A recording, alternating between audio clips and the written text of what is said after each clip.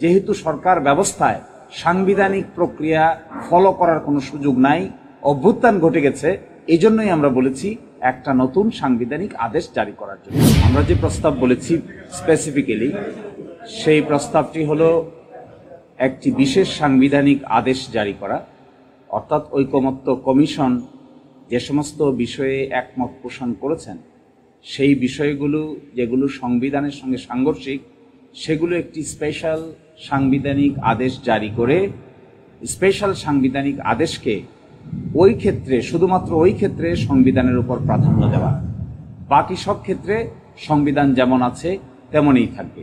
আপনারা জানেন যে আমরা এখানে বলেছি আমাদের ড্রাফটে যে কনস্টিটিউয়েন্ট অ্যাসেম্বলি অর্থাৎ জনগণের ইচ্ছার বহিঃপ্রকাশ ঘটেছে 5 তারিখ। এই ইচ্ছার বহিঃপ্রকাশটা বাস্তবায়ন করার জন্যই সকল আলোচনা চলছে। যখন কোনো সংবিধান ছিল না, যখন দেশে কোনো সরকার ছিল না, যখন দেশে কোনো বিচার বিভাগ ছিল না, যখন দেশে সরকার চলে গিয়েছে 5 তারিখ, 6 তারিখ, 7 তারিখ, 8 তারিখে সরকার গঠিত হয়েছে, বলা হয়ে থাকে সাংবিধানিক বিধান অনুযায়ী যে এই সময় জনগণের ইচ্ছা কার্যকর ছিল। এই জনগণের ইচ্ছাটাই হলো বাংলাদেশ সংবিধানের অনুচ্ছেদ 7 অনুযায়ী Solomon expression of the will of the people. এই যে জনগণের ইচ্ছার চরম বহিঃপ্রকাশ, এই বহিঃপ্রকাশটাকে আমরা বলেছি একটি বিশেষ সাংবিধানিক আদেশের মাধ্যমে এই প্রক্রিয়াটাকে যদি প্রাধান্য দেওয়া হয় তবে আগামী নির্বাচন এর অধীনে হতে আর কোনো আইনগত ব্যত্যয় থাকে না।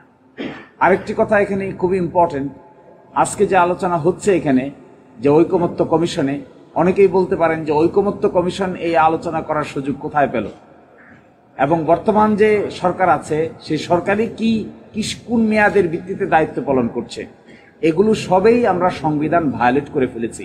আমরা দেখি, আজকে দেখাবো 57টা অনুচ্ছেদ, সংবিধানের অনুচ্ছেদ 153-153-এর মধ্যে 57টা অনুচ্ছেদ ইতোমধ্যে অকার্যকর হয়ে গেছে।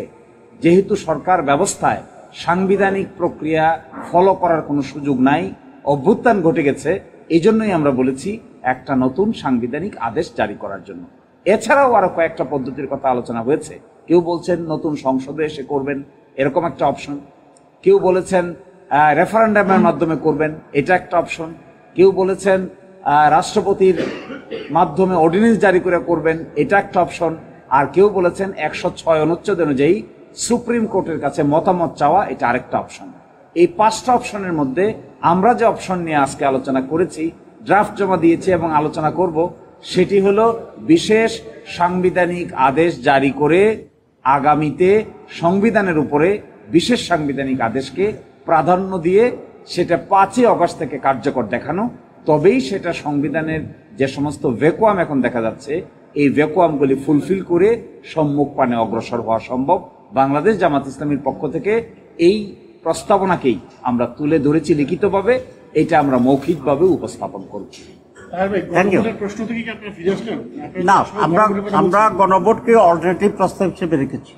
আমরা বলেছি এটাই উত্তম হবে গণভোট করার যে টাইম এবং অ্যারেঞ্জমেন্টের ইস্যু আছে অ্যাভয়েড করার জন্য। যদি এটা না হয় তাহলে জনগণের মতামতের ভিত্তিতে হবে এবং সেই জন্য আমরা গণভোটকেও সাপোর্ট করি।